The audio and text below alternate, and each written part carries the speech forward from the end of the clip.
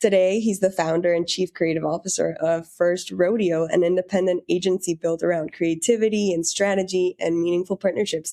Welcome, Ciro. Thank you so much. Thank you for having me. So let's get to it.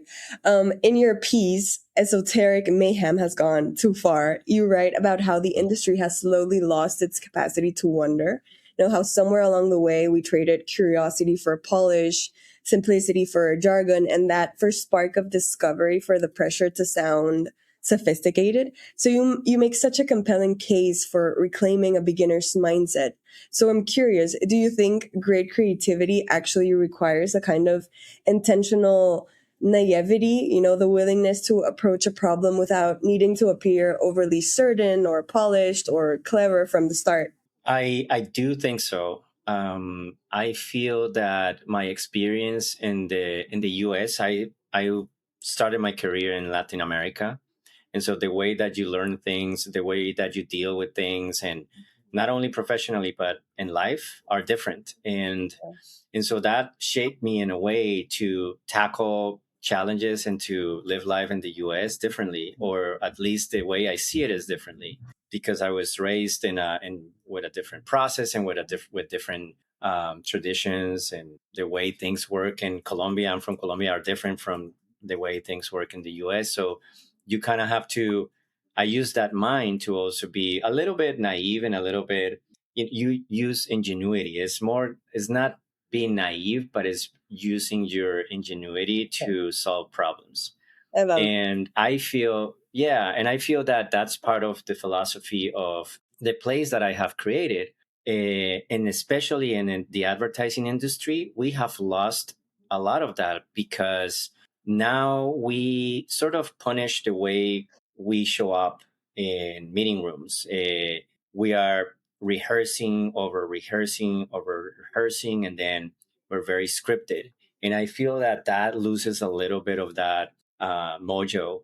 And clients and people that we meet for the first time, they can tell that. They can smell when you are not being authentic or you're not speaking from the heart. And so I felt there was a need of creating this space where you can really, everybody can express their own voice, their own style, and bringing it to the work. And part of that is looking at everything, not only what we do on a daily basis, but the world and how we see everything around us with humility and with wonder. And I think that to get to that wonder and to get to that never seen before type of mindset, you need humility. And I think that was the also the reason that I named this place First Rodeo, because usually when you hear that expression is people telling you, this is not my first rodeo. I've done this 200 times, so don't tell me what to do because I know better than anyone what to do. And I feel like that's very a defensive mechanism that we all humans put in motion whenever we feel threatened or less, or our ego is being shattered. And what I say is, just instead of forcing something, just embrace it. Embrace the fact that we don't know everything and we won't know everything. Embrace the fact that it's not bad to just ask the simple questions that nobody dares to ask, because fear of being mocked at or being embarrassed. And so ask the simple questions. And that was part of the inspiration of creating that place, because if you look at it as a child, as a kid, when we were kids, we were unafraid of those questions, or we were unafraid of saying, hey, why is the grass green? Why is the sky blue? Why is it, like all these things, just completely unafraid, because we're seeing the world for the first time. So we just gotta know, we just have to ask. That's And I think we lack some of that, and even in the business setting. Yeah, that's such a cool way of seeing it. And I love how it ties back to First Rodeo. And in this piece, you also write that sometimes we deliberately, and I quote you, muddy the water to make it look deep, and as if complexity were proof of intelligence. And yet, when you think about the ideas that really last in advertising and culture, even in storytelling, they're very often very simple. So when do you think simplicity started feeling like risky in this industry? I think it's the moment when we worried more about probably creativity is the place where the ideas came first, and then maybe later the money, right? And Yeah. I always thought of, if you love something so much, you just don't have to worry about the money or how it's gonna happen. All of that falls later. All of that will figure it out later. And I think that the moment where, stakes got higher and process got longer and bigger, I feel that people just start to lose their own voice and their own curiosity, and start worrying about, how do we get through this meeting? Do we have a successful meeting? And just focusing on the tiny little detail that is the meeting, instead of focusing on the bigger picture of the outcome. And I feel that simplicity in a new business pitch meeting, it's punished, and it's not seen as, oh, these guys know what they're talking about. And I feel that our reactive way of being of that is making things look complicated.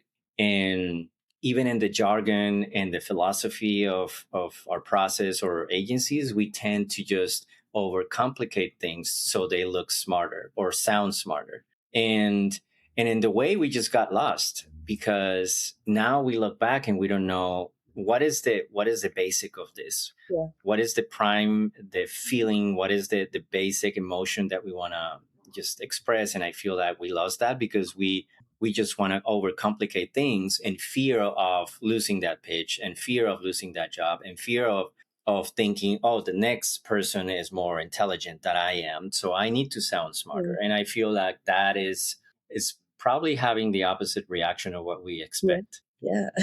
And you describe wonder almost like a lost muscle, And if wonder is actually a skill, not just a feeling, how can creative teams actively cultivate it in environments that are usually driven by deadlines and performance metrics? Well, I feel that creativity, or a curious creative mind, never switches off. And Yeah. so I make sure that not only myself, but the people I work with, or the people I surround myself with, they are the same way. That they never stop being curious about what's going on outside. Yeah. Why did the director shoot this movie this way?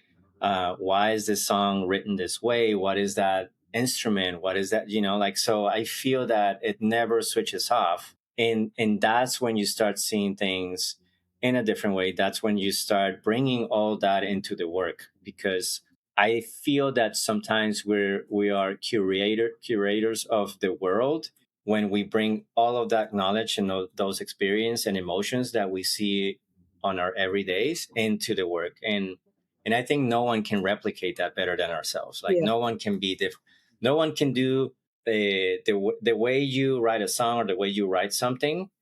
No one can replicate that. Yeah. And I feel that that's because you had different experience. The way that you see a sunset is different than the way I see Yeah. sunset. So I feel that the way to for creatives and for people who work in my field in advertising, to keep that wonder mindset every day, is to never switch off that creative thinking, or never switch off that creative curiosity when the day is over.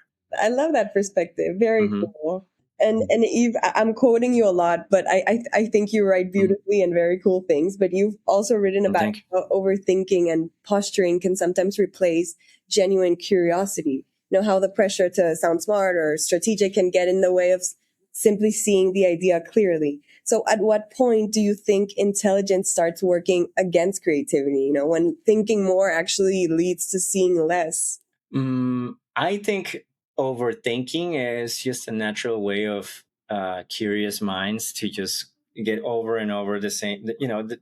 I feel that the people who are more obsessed, but I think the healthy obsession of creativity in the advertising business is, I feel it's a good thing. I feel that sometimes we get too enamored with our own ideas, and maybe, in my experience, I feel that I get enamored with my ideas too fast and too easy.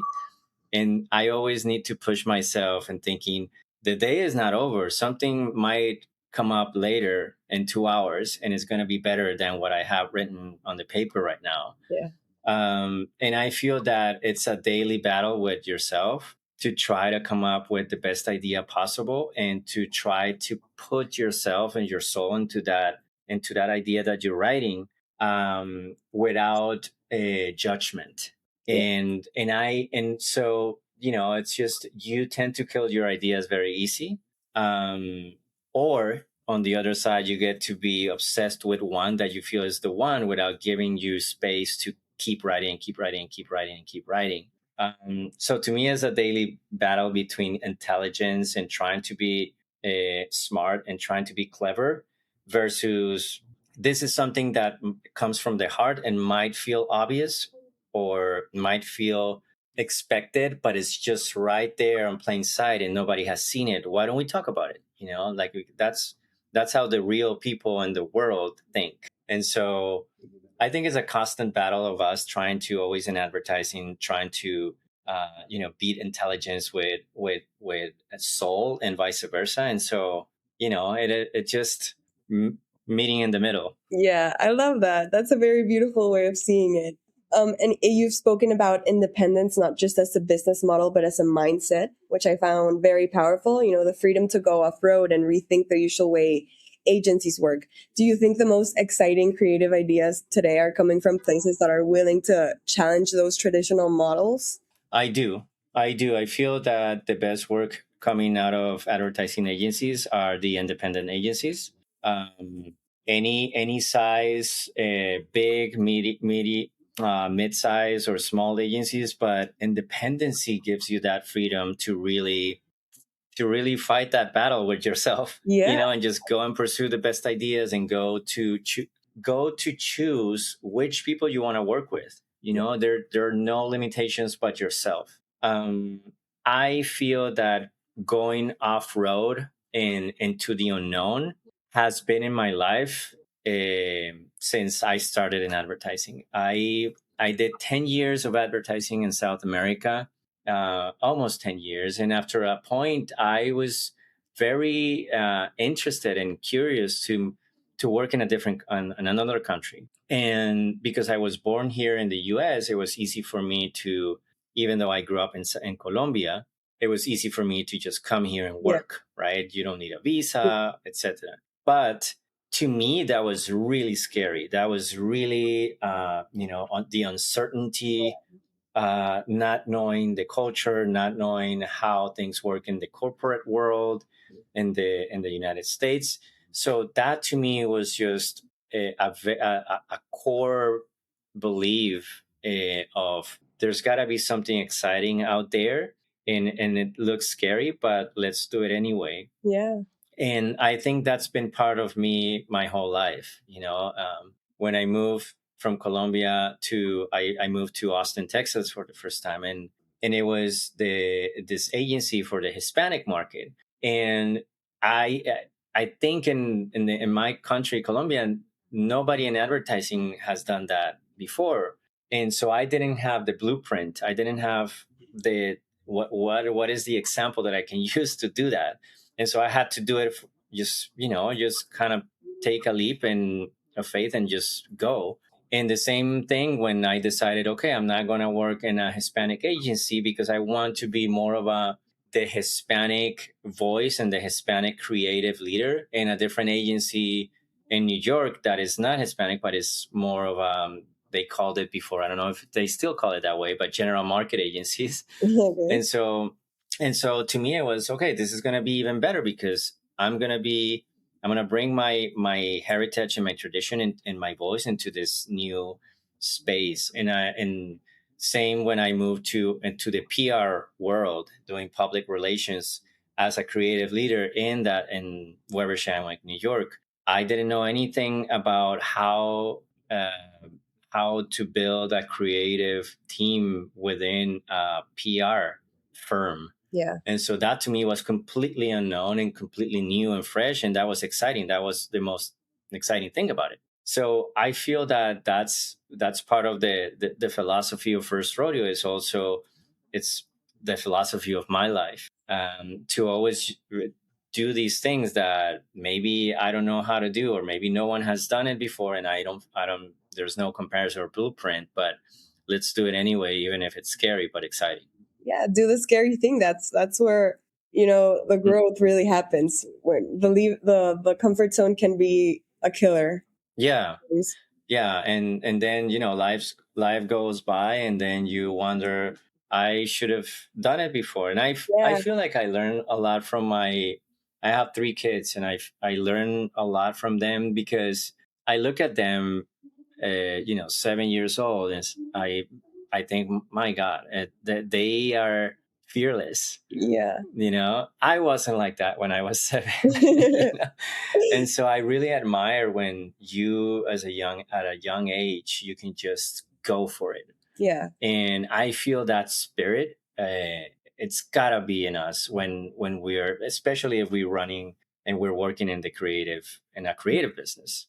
that's so powerful, and I couldn't agree Hmm. more. I mean, the power of connecting like with your inner child is amazing, and it will take you a lot of Yeah, places. yeah, absolutely. Hmm. And a lot of brands today are trying to insert themselves into culture in real time. But what do you think actually makes an idea feel culturally meaningful rather than just culturally opportunistic? Mm, that's a good question. I feel that most of the things that we see, um, there are brands who decide, I want to understand what is happening in culture, Yeah. and there are brands who just saw the thing done by someone else and they just want to replicate it Okay. and create 100 things Yeah. alike.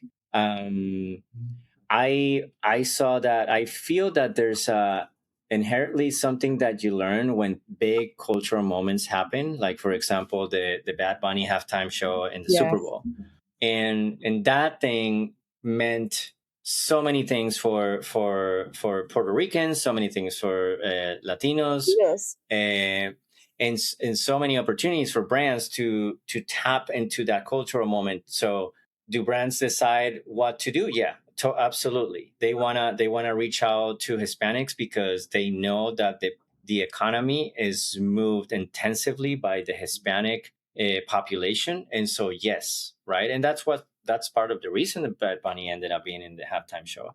They wanted to appeal to more Hispanics, and so there are brands who do it that they're doing it the right way because they're feeling inspired by those cultural moments, and they want to create their own and not replicate it. And a great example is what I saw this week, this new campaign by Gap, and they use not as known Puerto Rican artist, female Puerto Rican artist. Hmm. They used one of her songs. They created this basically music video, and it was just inspired by it, by what all this craze that Bad Bunny has triggered. But it's not the same thing. It feels Yeah. authentic. It feels exciting. It feels fresh and just really, really genuine to what Gab is trying to do. And so it's an honest take on what they think or where they think the country and culture should move to. Like even Yeah. if you don't understand the lyrics, or you never heard the music, you never heard of this female Puerto Rican artist, but still, it's something that means a lot for a lot of people. But you want to be part of it, and they created their own cultural moment, not trying to jump on something that already happened in the Super Bowl. That was great. That was a great answer. Mhm. Well, Cito, thank you so much for taking the time to join us today. This was such a thoughtful conversation. Absolutely. I really appreciate the Absolutely. perspective you shared. And for everyone listening, we'll make sure to link Ciro's work and First Rodeo so you can learn more about what he and his team are building. Thank you so much for having me. I really enjoyed it, and I appreciate reaching out. Awesome.